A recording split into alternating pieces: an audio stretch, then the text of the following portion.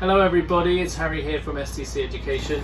Hello everybody, I'm Stanley from STC Education. Today we're looking at personal statements again. In our previous video, we talked about the kind of basics of personal statements really. What they are, how important they are, the structure. We talked about the process of writing them, and we also talked about some top tips from university admissions tutors. In that video, we also promised you that we'd give you some actual examples of real personal statements written by real students. So that's what we're going to do today. Now, this video will be quite long because we really want to kind of get an in-depth analysis of some real personal statements. We think this will be the most useful thing for you.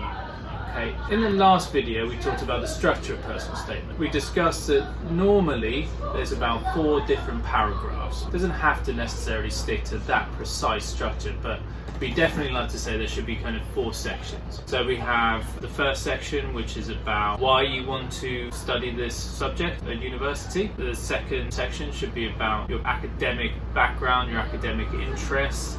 And then the third section should be about your work experience or volunteering experience. And then the fourth should be about your hobbies.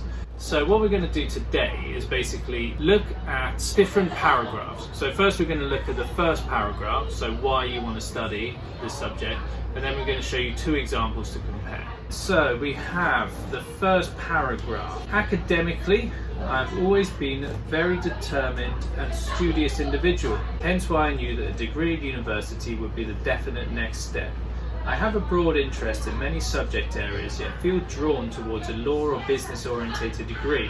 With regards to business, the reasoning behind my choice is a complex and intriguing nature of the subject. I particularly enjoy the way business so appropriately blends in with everyday issues. Since taking the subject at A-level, my interest has grown and matured, and I am able to view many businesses analytically and make suggestions regarding possible improvements. Law is an area which has interested me from an early age. I enjoy extensive reading and recognise that this is essential in studying law. I consider myself to be well suited to a career in law, as I pay much attention to detail and take pleasure in undergoing work which raises social issues in today's society and requires a skill to manipulate evidence and present persuasive arguments. So, just to clarify, the student is applying for a business and law degree, or business or law, okay? Because remember, in UCAS application, we can write a personal statement which can cover 2 subject choices, business, law, or a joint honours. So, Stanley, what do we think about this one? Basically, I think it's good use of language, good structure, and easy to understand the reasons of why the student choose the subject. However, I think it's a bit waffle, especially the business part, and kind of losing somewhere to talk about the future plan. But in general, I still think it's not bad. Yeah, I agree. I think it's well written. It's a little bit waffly, particularly in the first sort of section when he's talking about business. I kind of agree with that. I think maybe he could expand on these things with some actual concrete examples, possibly. For example, I particularly enjoy the way business so appropriately blends in with everyday issues, such as. But if you read this and ask yourself, why does this person want to study business or law? I believe you do kind of see why he or she wants to study business or law from this. I mean, I think it's definitely partially successful. He doesn't use any kind of quotes or any humour. It's quite clear, it's quite easy to read. The language is fine, it's suitable. Obviously, there's no grammar mistakes there, and all the language is appropriate for this. So I think it's quite good. I think the main thing is possibly say that he could give some concrete examples, or at least one concrete example. It's not completely clear, like particularly in the business, how much he kind of wants to study business and why he wants to. Because he just says he's got a broad interest in many subject areas, yet feel drawn towards a law or business orientated degree. This I don't see the kind of passion for studying business here, or a business orientated degree. If you use this language, feel drawn towards something, after saying, I have a broad interest in many subject areas, this may well be true, but it doesn't show a kind of whole lot of passion towards the realm of business and studying about business or law, really. So I feel this part I would definitely look at again. What I mean by that, focus on the reasoning behind your choices rather than saying, oh, I also like other subjects. So this is again, a little bit of waffle. It's not needed.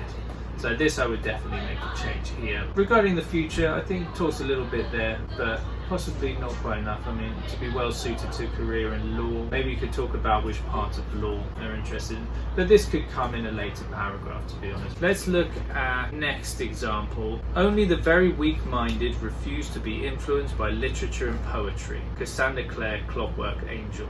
I feel this quote reflects my own thirst for knowledge, and that's why I've had a love of reading from a young age, right from the time I could read The Very Hungry Caterpillar. These days my literary interests are rather more sophisticated. After all, there's nothing like Ulysses to show off one's superior intelligence when indulging in my favourite activity, reading, in a coffee shop. I'm never happier than when I'm reading, and that's why I want to study BA English and Literature at Oxford.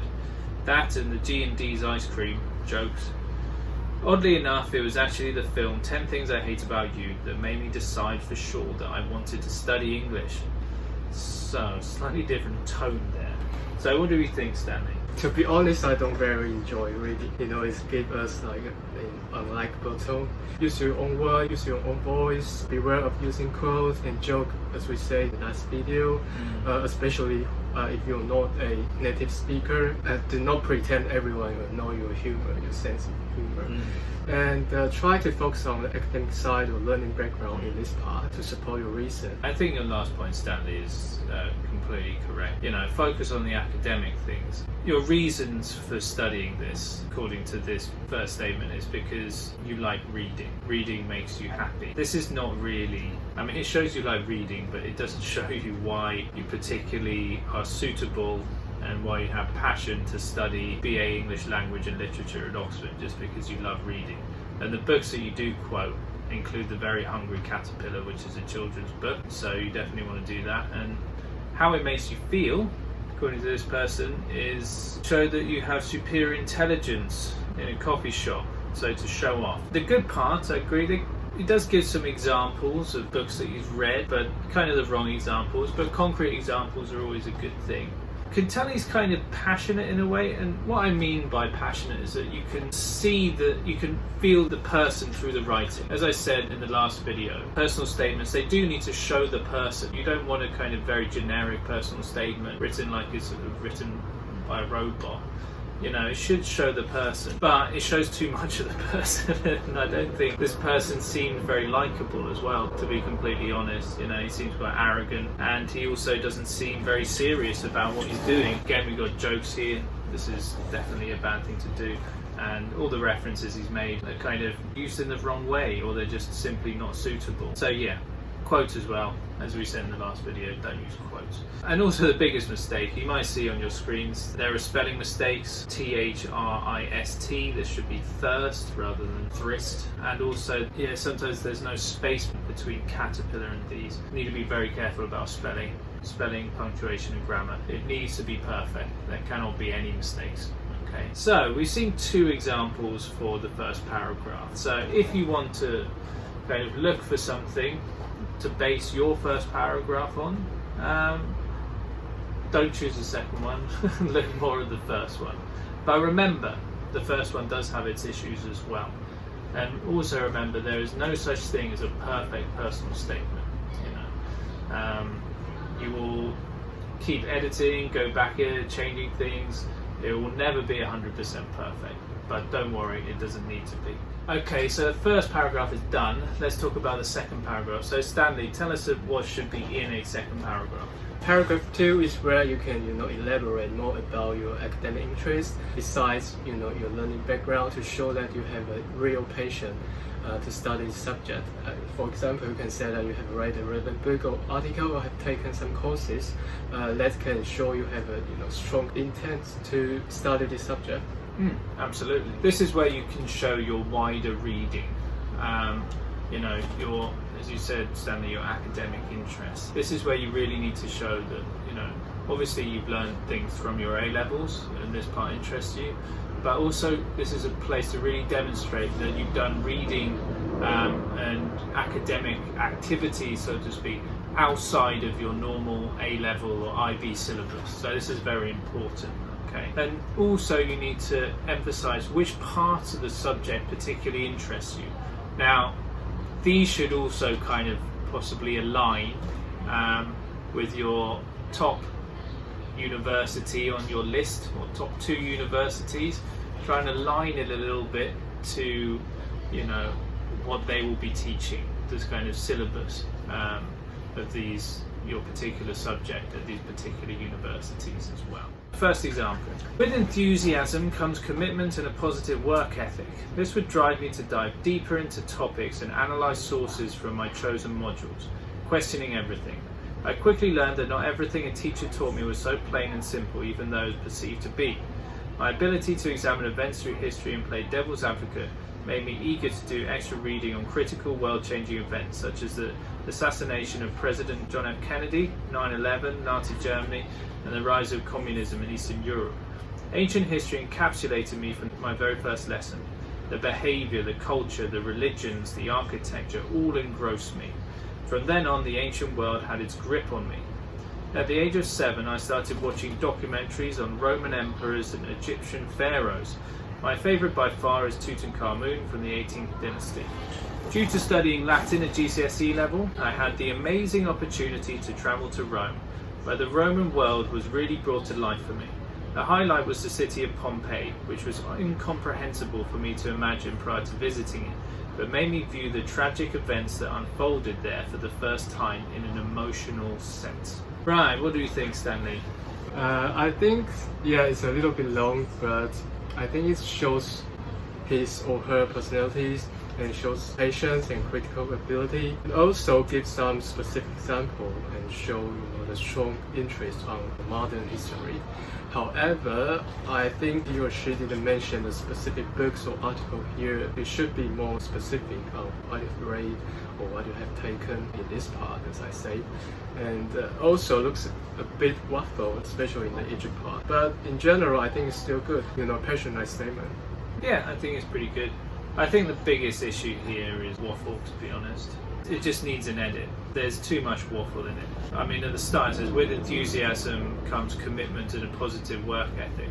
This would drive me deeper into topics and analyze sources from my chosen modules, questioning everything. I think this is far too long to basically say what she really wants to say. Again, a bit of waffle. I quickly learned that not everything a teacher taught me was so plain and simple, even though it's perceived to be. I mean, this is a reflective piece, but I don't think that you should focus on this kind of level of detail when it's not about something academic. It's not bad, it's not really bad, but I think it's just, you could take this whole sort of 5 lines and just put them into one sentence basically.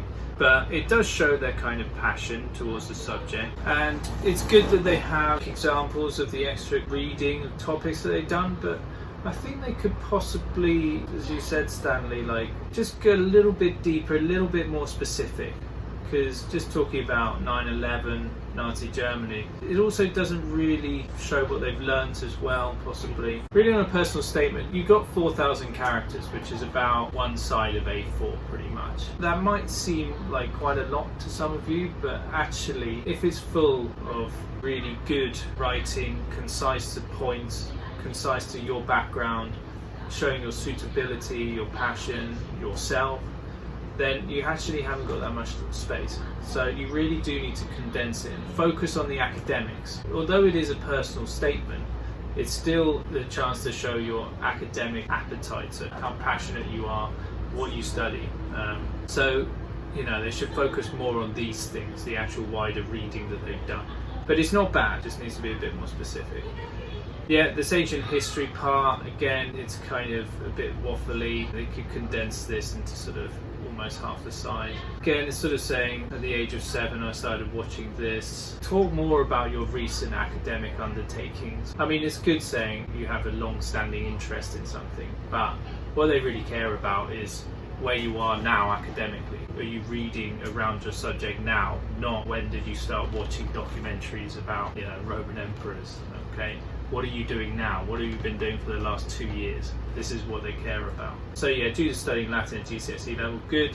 Reference what you studied at GCSE, that's perfectly fine. But say what particularly interested you in that GCSE level. And again, they got this travelling to Rome, which is 4 lines, but it could be 2, I believe. But again, they doesn't really talk about what they've read around the subject. for the ancient history part. This is a slight issue. So yeah, it shows personality, it shows passion, it does show that they sort of have some kind of critical ability and they have read around the subject to a certain extent, but this could be improved. Show what you have read around the subject. Overall, not too bad. Again, just needs a bit of an edit. Shortened and focus more on what you have read, the academic side. Let's look at almost a completely opposite example of the second paragraph. You'll see why as it goes on your screens. So, having studied English language at A-level and GCSE, I have built a strong knowledge base around it, as demonstrated in my most recent assignments covering language development and language change over time. I've gained an active interest in understanding words and meaning on a new level. Wow. So what do you think, Stanley? So as we said, you have to make it simple, you need to make it concise, but it's no means to make it too short, like just 4 lines. I think the only good thing I can think about is he or she mentioned specific assignment or particular interest. If taken is A-level or GCSE, maybe. Okay, so again, I don't think it's a good example. The student do not mention what he have learned, what he do extra reading, or something outside his academic life. I think the student should go in depth on what fascinated him or her and encourage him or her to extend his or her study. Yeah, I mean, it's kind of addresses some of the criteria that we want to see, but just in the most basic way possible. So, okay, you talked about English language at A-level and GCSE. I built a strong knowledge base around it. What knowledge base? As demonstrated in my most recent assignments covering language development. Which assignments? We don't know. I mean, which part of language development and language change over time? What did you learn? Who did you read about? Which academics in the field interest you? Just basically go deeper, explore it deeper. And they said, I've gained an active interest in understanding words and meaning on a new level. Okay, but what does that really mean? How is this sentence really showing that you have an in-depth knowledge or relatively in-depth knowledge of your subject and showing your academic interest? I mean, it's not just saying something without really kind of backing it up, I suppose, without giving any evidence. So yeah, I mean, it's trying to address this thing of, these are my academic interests, but it's just too basic. It's just making statements without any kind of evidence or without any references to what or who or when. Again, a personal statement, they sort of say it should be kind of 90% academic, possibly a little bit less for undergraduate, but what this means is you need to show that you're an academically minded person, and this will need you to have read around your subject and be able to show that and kind of prove that. And this doesn't, okay? It doesn't give any examples of topics, of things in your subject that have interested you and have informed you. It fails on that level. If you're looking at something to base your personal statement on, look at the first example of the second paragraph. But as we said with the first paragraph, it's not perfect, still need to edit, cut down on some waffle, okay? Give some more specific examples as well. So now we're going to look at the third paragraph. Stanley, Yep. What's a good third paragraph meant to do, meant to show? So paragraph 3, you can talk more about your work experiences here, like paid work, unpaid work, internship, or even academic competition. You can talk a little bit about this and to focus on what you have learned and what can be linked to your subject choice in terms of these experiences. Absolutely. Now, this is sort of more necessary for some subjects than others, but every personal statement should have something about this. Okay, so there's kind of slightly different requirements. For example, we'll be talking about applying for medicine degrees, so their requirements are sort of a bit more strict. But today we're sort of talking generally, okay, about work experience. Now, this is very important, okay, and the things to remember for your third paragraph is keep it kind of quite concise, okay? Try and show what you kind of learn from it, what is taught you, what skills you really learn from it. Like, you need to kind of reflect on this, basically. Now, a really good piece of advice, particularly if you're doing something kind of more related to your degree in academic competition, some kind of like sort of summer school or some internship in the field that you're going to study, is keep a journal. Keep a journal, write down what you did, when you did it, okay, and how you kind of felt about it. This is really useful, and it will help you when you're writing your personal statement. And one extra point before we begin: if you don't have any work experience, any voluntary experience, and you're in your kind of like A-level years, whether it's year 1 or year 2, go and get some. Okay, definitely go and get some. If you're in Taiwan, get some in Taiwan. If you're in the UK, get some in the UK. Talk to your tutors, find some volunteer experience. Try and find something which is slightly related to what you're going to be studying. Okay, if it's history, try and work in a museum, volunteer in a museum.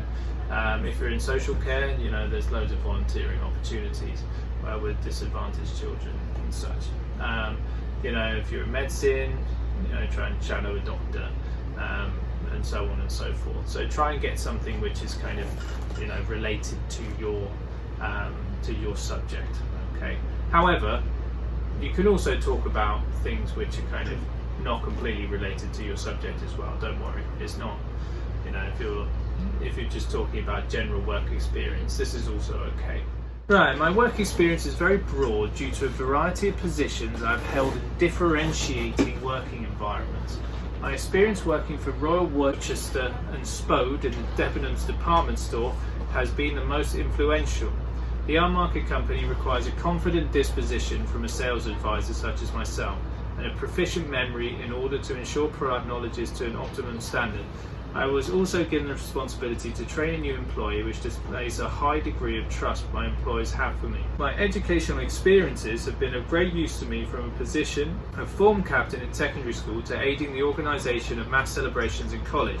Responsibilities such as these have helped me to mature and take my position seriously, so I'm respected by staff.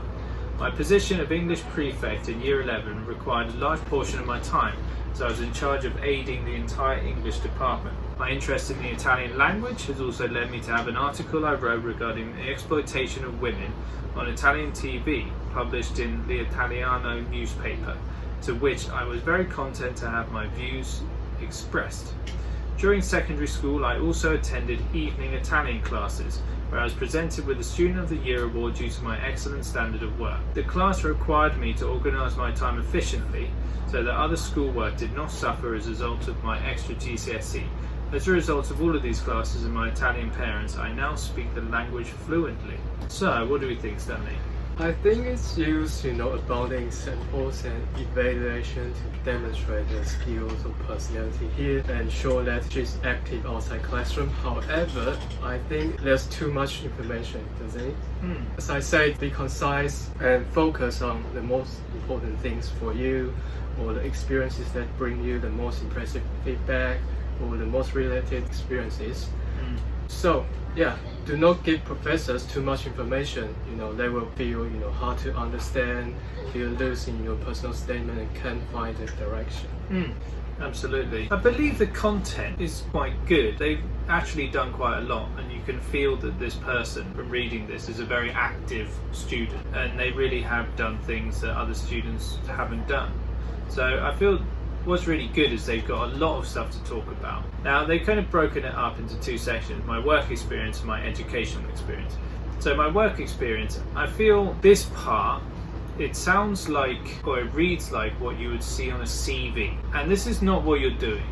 It sounds like you're applying to a job. So what you really need to do is be a bit reflective and talk about what skills you've learned. And they kind of do, but there's too much kind of waffle in here. I mean, it sort of talks about, oh yes, my work experience is very broad due to a variety of positions I've held in differentiating working environments. You don't really need to say it this long, okay? This waffle will not help you impress a tutor. It's kind of, not that clear. You can just talk about, I've worked in various positions. My most influential is working for Debenhams at the Royal Worcester and Spode branch as a sales advisor. You've already cut out 2 sentences. And then basically keep it very brief. The second paragraph is not bad, to be honest, but it just kind of it sounds like you're sort of selling yourself in a job position rather than an actual sort of academic position. So requires a confident disposition from a sales advisor such as myself. You don't need to say this, it's kind of waffly, it's not very clear. Basically, you can talk about what you've learned there. I mean, he doesn't actually mention it. He just says you need a proficient memory and a confident disposition. Okay, so he's basically saying, right, I have that because I can do this job. But what did you learn? You know, your responsibility to train a new employee. Okay, so they trusted you, that's sure. But what did you really learn about it? What skills did you improve from it? How relevant are those for being able to cope with university study? I mean, this is really the point.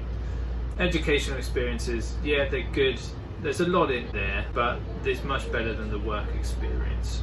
But yeah, as you say, I think they need to kind of make it a bit more concise, I think. None of the educational experiences are kind of completely irrelevant. They all show skills and dedication, but I think you can just basically condense this. Also, I don't like the way they've formatted this. You've got loads of kind of broken up sort of sentences, basically. It's kind of like written like a bullet point, but we don't want it like a bullet point. So this is an important thing. If you have no content to talk about, as in you haven't done anything in your like last 2 years of school, your first and second year of A-level or IB, or senior high school, do something so you have something to write about. Okay, it's very important. And it's important for your own development as well. So not just about personal statements, but about your own development. So make sure you do something if you haven't done something already. If you're finishing your first year, do something this summer, quickly. Okay, volunteering, work experience, whatever it is, keep a journal, what you did, how you felt about it, and then this will help you when you're writing this section. Okay, let's look at another. I'm hardworking and currently work at my local Asda store. I'm on the provisions/chilled section and I'm part of a big team. We each depend on each other to meet deadlines. It's quite a demanding job as you have to deal and be trained with customer services and complaints as we work on the shop floor during open hours. I currently work a 16-hour weekend for Asda, which provides the money I need for hobbies. Okay, what do you think? Yeah, it's too short, a little bit short, but student still gives us some example of work experience here and clear state his job responsibility here. However, it kind of lose somewhere to talk about what he have learned from his experiences. For example, as he said, he worked as a customer service position. I suggest he can talk more about what experiences of how to deal with complaint or what he has done to give customer good shopping experiences here to show that he has learned from his work experiences. I mean, it's very short. To be honest, having work experience, even if it's not really related to your subject, it's still a positive thing. But he's kind of lacking some other experiences there. I feel just having just this one thing, just working in Asda, is not really enough. Do more, make it frequent, do some volunteering, do something else. You need something to talk about. Imagine if you're a university admissions tutor and you just look at the last one, they've got all these kind of extra activities, writing in an Italian newspaper, organising mass celebrations in college, and then you have one person who just works in Asda. I mean, you can feel which one's a more kind of academically minded student. Also, this last sentence, please do not write this. Just don't say I currently work a 16-hour weekend for Asda, which provides the money I need for hobbies. I mean, it may be true, and I imagine pretty much the same guy as well, the same girl in the last example, also worked in Debenhams just to pay for hobbies. It's what people work for, they work for money. But we don't need to say this, it's just obvious. It kind of lowers the tone of it a bit. Make sure you have some other experience, that is the important point. In terms of how they describe working at local Asda store, okay, I mean, there's no real kind of problems with it. I mean, you haven't really said what they learnt about it, any reflections of it. But in terms of the job description, yeah, it's fine.